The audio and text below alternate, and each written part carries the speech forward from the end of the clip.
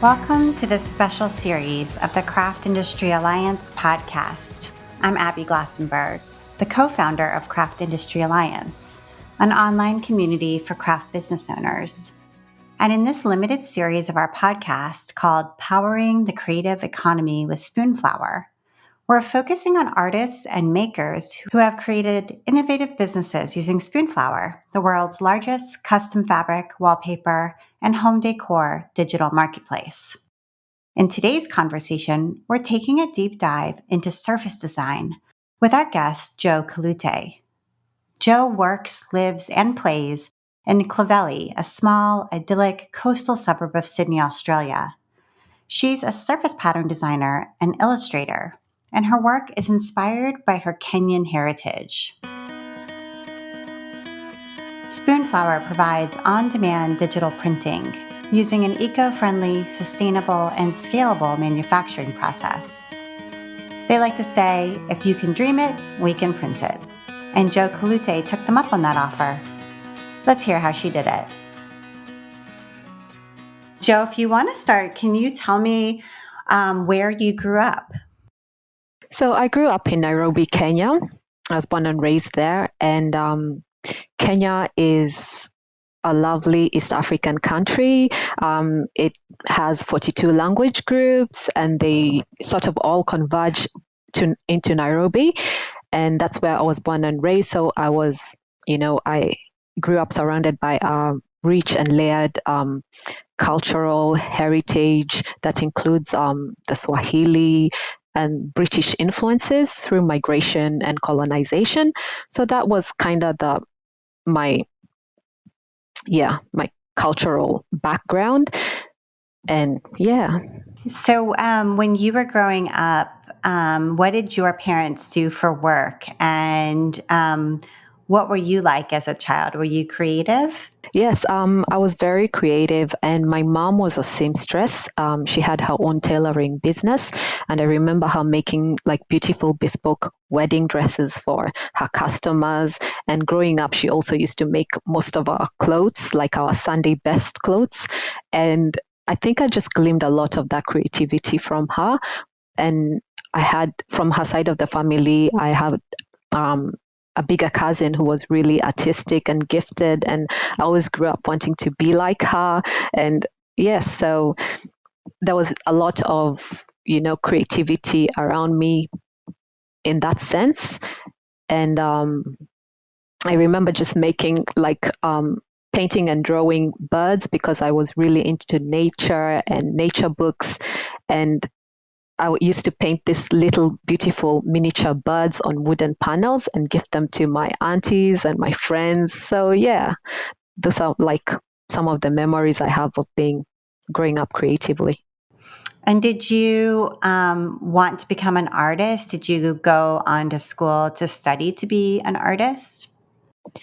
Well, I don't think being an artist career was something that I had my sights on because of the nature of the society I lived in. It's being an artist is not like a career that you aspire for because you don't really earn a good living out of it. But I think my parents were always encouraged me to pursue art for my own, fulfillment. And I just took art class from primary school to high school, and I was the top student in most of the art classes I took. And I had a really amazing high school teacher who was a mentor.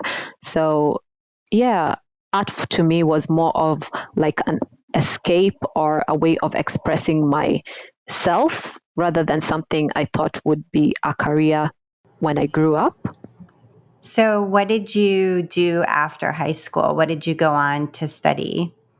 Well, I applied for architecture at Melbourne Uni. So, and I was, successful in my application. So when I moved to Australia, it was a huge like culture shock to me. And I think I connected more with the international students who came from Malaysia and Indonesia and China, because I think just by virtue of being foreign foreigners in this country, we had something in common.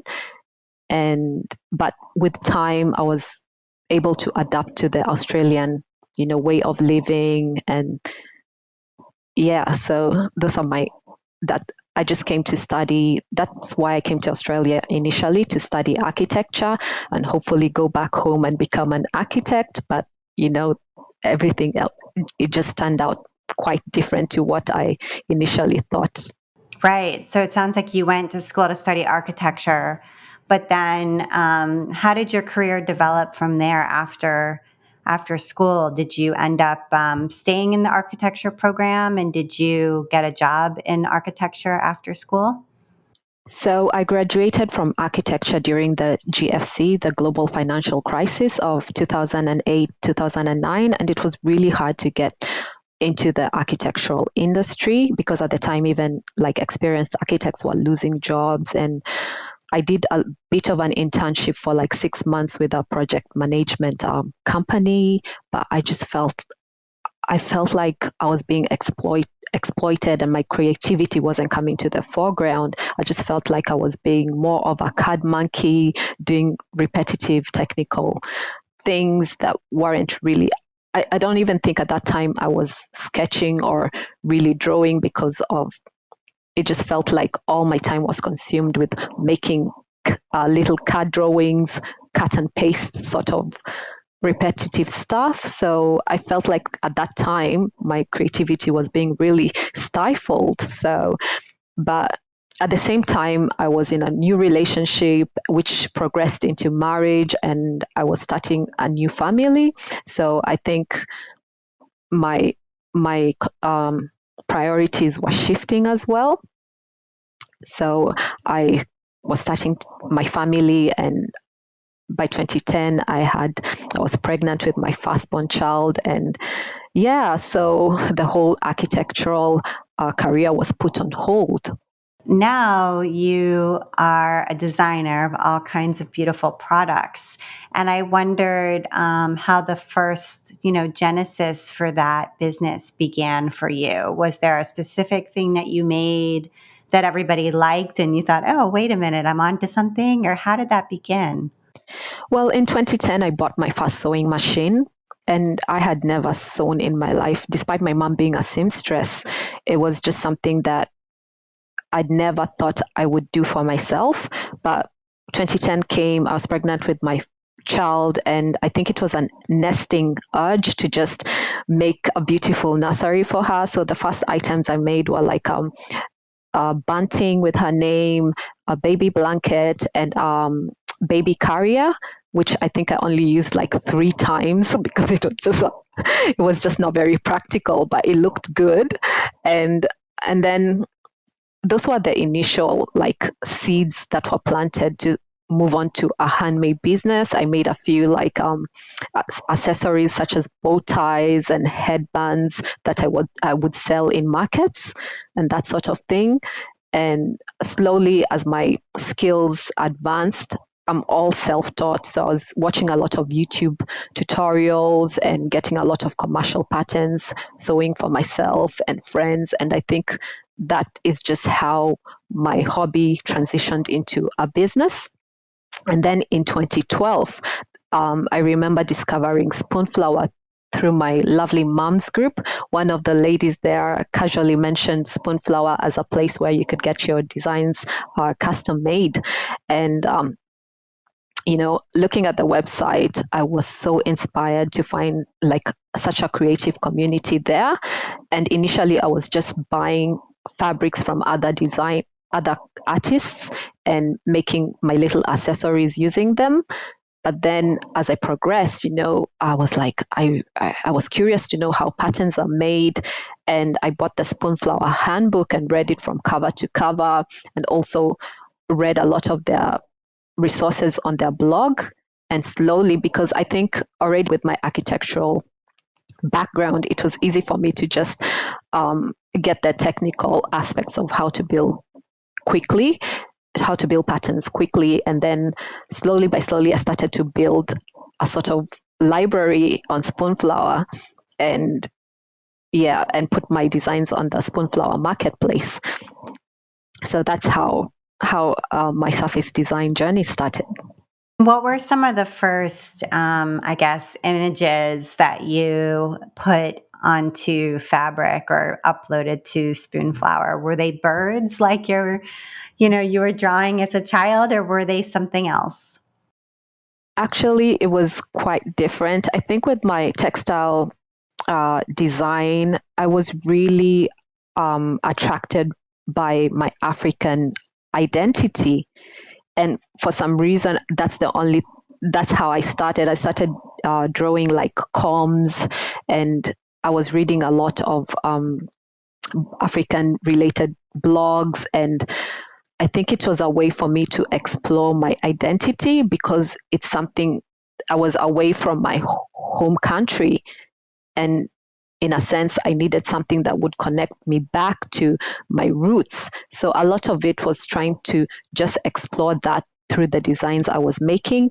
And I made a lot of Afrocentric kind of designs. And also, I think it's just from the memory of the textiles that I grew up with, such as the kanga and the African waxcloth. So my experience of textiles is this loud and bright um, textiles that are imbued with messages and meaning. So I think, in a sense, I was trying to recreate that for myself in the patterns that I was making. Were these designs that you created, were they uploaded to the marketplace where other people could buy them the way that you had been buying other people's designs when you first started sewing, or did you keep them private? For a long time, I think for almost a year, they were just really private, and I was printing them for myself. I was just experimenting and playing because I wasn't really confident with my, color choices at the time. So I was just used it as a way to explore and print for myself. And then when I got confident, I was like, for a while, I put them out into the marketplace, but I wasn't really getting that traction with it. And around 2018, we moved to Sydney. So I decided to start a swimwear business and to showcase my patterns and prints, because at that point I was a bit more confident with what I was putting out. And I really needed a visual way of showcasing my patterns and prints that would really stand out from just them being on the Spoonflower marketplace. And I think when I started my swimwear business, that's when I started getting traction on my patterns and designs. And why did you choose a swimwear collection? I mean, I think, there's a lot of ways to showcase prints and patterns, and you could do that through home decor. You could do it through, just everyday garments or through baby items. I mean, there's lots of ways this could go. So I'm wondering, had you sewn some swimsuits for yourself and loved them, or was it because of the move to Sydney, or was there some reason why you felt like, wow, swimwear is the direction I need to go in here? Moving to Sydney was quite different to Melbourne.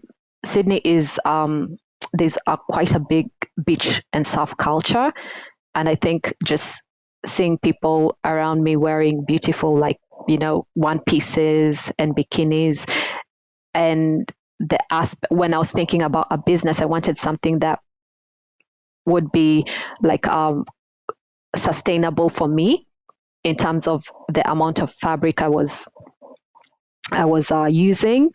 So initially, I thought I'd get into the children's, baby wear industry, because it doesn't require much fabric in terms of when you're making things. But then I wasn't really keen on that.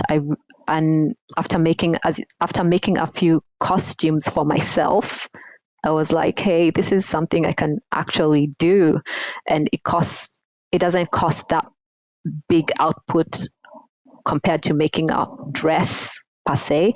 So I was able to, I was just thinking about the economies of scale as well at that point, and I guess my surroundings and what would be like the best product to put out in this in the the beach lifestyle and all that. So I think those things really came to play when I decided to go into swimwear. Yeah. What Spoonflower fabric substrate are you having the designs printed on in order to make swimwear? So I use the Spoonflower Spots Lycra.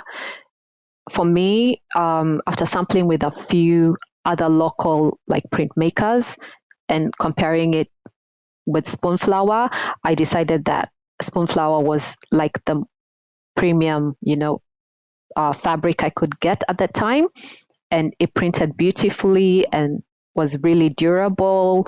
So after I think I sampled it for a while, like for myself, I wore it and was happy with the way it was wearing and the color, how it was taking on the color and retaining the color over a period of time. So that's one of the reasons I decided to stick with Spoonflower Spots Lycra fabric for my swimwear. And are there aspects of Spoonflower that allowed your business to take off and to grow and be sustainable that maybe you wouldn't have been able to do otherwise? Definitely being a pro member with Spoonflower was a thing that quite really helped my business like grow in terms of, you have a dedicated team, and I could print fabrics like within what do you call it? I could have a fast turnaround when I was printing fabrics with them, and also the aspect of being able to the shipping costs were really like halved when you have a pro membership. So those aspects were really vital in having like a sustainable business and giving me access to the whole swimwear industry because, competitively, like price wise, there's no one else who could offer me those things. So yeah, so in that way I was able to really create a sustainable business. And what is your swimwear line called so people can go check it out? At the moment, it's on hiatus because of the whole. It ran from 2018 to 2019. At the end of 2019, I was really like burnt out, and I decided I was gonna go on a hiatus. And then 2020 happened, so I decided to pivot into art licensing. So at the moment, I'm really concentrating on the art licensing aspect of my business. But I think with given time and with a little bit more research into the swimwear business and maybe creating more of a team, I think I'll get back into it. And it'll probably be under a different brand name because the name was Clovelly Cozy. So it was very a local name based on where I live. But I'm even looking to move at the end of the year. So I don't think that will be a really good I think I'll have to change the brand name possibly. So there are many things that are in play at the moment in terms of the swimwear business. But at the same time, I'm also like branching into art licensing for other brands. So, how did you start in art licensing? Because I know that's something that a lot of people would like to get into. So, were you approached by a brand and that was kind of your first contract, or did you reach out to brands you wanted to design for and pitch ideas, or how did you get started? I think the first licensing, my first art licensing was with a local company, a sock manufacturing company, and I pitched to them some of my designs that I had on Spoonflower. And initially they were like, oh, we're not really licensing at the moment, but we'll get back to you. So I had from them 6 months later, and they were keen to license some of my designs, and that's how I got started. And then I think my second big licensing deal was made through a company that is based in Kenya, and they chanced upon my designs on Spoonflower, and they were like, yeah, we really love your designs, they align with our aesthetic and we'd like to license them. So that's really how I got into the licensing business. That's great. And so, what products currently have some of your designs on them? So I have designs on socks with a Soxy based in Melbourne, and with Zuri, they have a few dresses. They manufacture fashion dresses, and I have my cats my cat's design with them, and I've recently licensed my monarch butterfly mosaic with them, so it's currently being produced into products. And also for my one of the designs that they really loved was my broccoli, which they made into aprons and home decor wear. So yeah. That's cool. I have a Zuri dress. That seems like Oh such a really? great partnership. Their dresses are Yeah. amazing. They're so beautiful and so comfortable. So that's like the perfect fit. That's so cool. Yeah, it just really aligned well, and it was one of the my dreams come true. When I started, I was like, oh, I just love to see my dresses on not my prints on something that a company that really aligns with my values, and I couldn't have asked for a better alignment. Yeah, that's great. So, when you think toward the future, I mean, it sounds like you're going to move, and I know you're a mom as well. And so, do you have goals for the business, maybe the licensing as well as the swimwear brand, perhaps into 2022, 23 that you're thinking about now? Yeah, well, definitely I love to license more prints. So at the moment I'm working on just building a bigger portfolio, and with a swimwear business, I'd like to use more recycled fabrics. So I've been researching that, and the main thing for me is creating a team so that I'm not doing everything myself, because I think initially those are the lessons that I learned, that I can't do everything, that I'm really passionate about the design aspect of it, but the making and the marketing aspects are things that I need to really find systems for it to be a thriving and sustainable business. So in future, you know, I'm happy to take my time to see how it plays out at the moment. But with the licensing, I've been taking courses, and I've been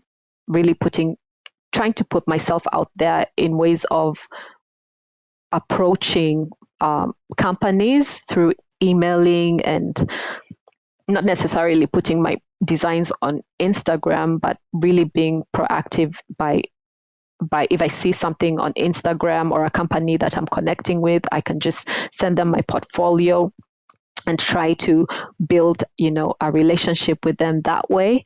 So I think most of my energies and my are being put into the art licensing aspect of the business.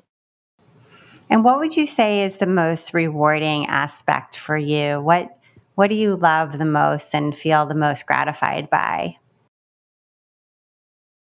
Definitely being able to work from home and remotely and still connect with those global audiences and brands, and also finding a lovely community in Spoonflower. I mean, it's priceless to me, and being able to express myself through textile design and sort of celebrate my culture through the textiles that I'm creating, and connecting with people in a way that fulfills me, and you know speaks to who I am as well.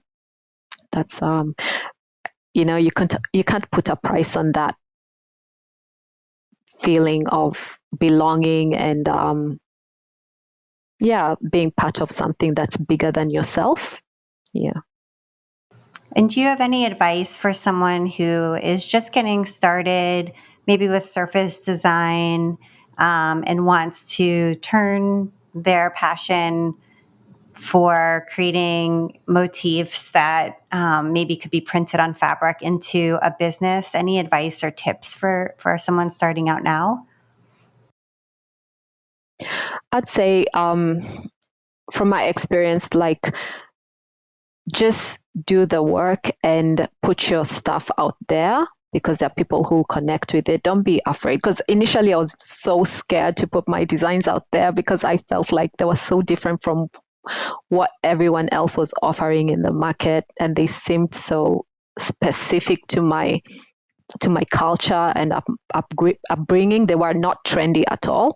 But I'd say, like, just put whatever is in your heart, just put it out there and someone will connect with it. And also, don't be afraid to reach out to people in the industry like me. If you love something, a certain style or a certain artist, just don't be afraid to reach out to them, because most people in the industry, in the textile design industry, are lovely souls, and they've been there, and they will really be helpful and give you that insight into the industry. And also, just keep on, like, taking courses. There's so many online courses now on surface design. Then, like, when I started, there was like literally nothing, just maybe Spoonflower. But now there's so many courses going around.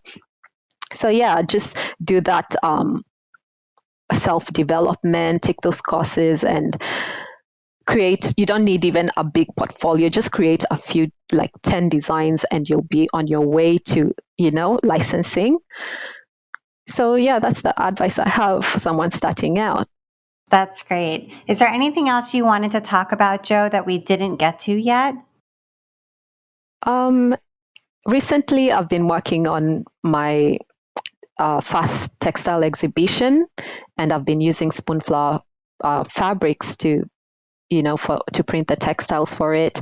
But unfortunately, it's been postponed in the last week due to the COVID outbreak. But yeah, I was looking forward to just showcasing that and putting it out into the world. And Spoonflower has been really helpful with it. I was able to get a small grant towards it. Yeah, so I feel like they have really championed my work, they've championed me. They've also raised my profile by, I've been featured in their blog and through channels such as this. So yeah, I'm really thankful to be in such a supportive community. And what is the exhibition going to contain? Is it just yardage, or is the yardage sewn into things, or what is the exhibition going to actually show? Actually, it's both, and the exhibition pays homage to the textiles that I grew up with, namely the kanga cloth or the lesso, which is brightly colored decorative cotton cloth, and it comes in two pair, like a set. And I think the distinguishing features of it is that it has a central panel, it has a highly decorated border pattern, and it has inscriptions in it. So I grew up with this fabric and textile, and it's really significant to the people in Kenya. And that's what I was trying to go tap back into my identity and showcase my inspirations by using this sort of textile in a similar fashion and creating my own interpretations of it. So that's what the main exhibition is about. But I've also collaborated with local artisans to create furniture, and I've made a few home decor items using the designs from the exhibitions to sort of showcase the textiles in other ways. So it was just basically a celebration of my culture and heritage, and paying homage to those textiles I grew up with. That's wonderful. And I'm sure it will be rescheduled soon. And when it is happening. Lots of people will then be able to attend in person, and that'll be really nice. Yes, I'm looking forward, and I'm actually happy to just have this time and space to really fine tune things. And I'm looking forward to, just creating a bigger and better show and connecting with, the wider audience in Australia and also, internationally. Thank you so much, Joe. I think that we got to everything. We did touch base on everything I wanted to talk about today. Yeah. Thank you for having me. You can check out Joe Kalute's business at Joe Kalute, that's KALUTE.com, to learn more about her. Today's episode was powered by Spoonflower and Craft Industry Alliance. Get started making your business dreams a reality with Spoonflower, where you'll find over 1 million designs curated from thousands of artists worldwide. If those creative juices are really flowing, try your hand at uploading your own design and see your vision become a reality. Once it does, connect with fellow business owners for advice and support at craftindustyalliance.org. The audio in today's episode was edited and mixed by Matthew Talesfore at Mixture Films. I'm Abby Glassenberg. If you enjoyed this episode, leave us a review on Apple Podcasts or wherever you listen, and most importantly, tell your friends. Thank you so much.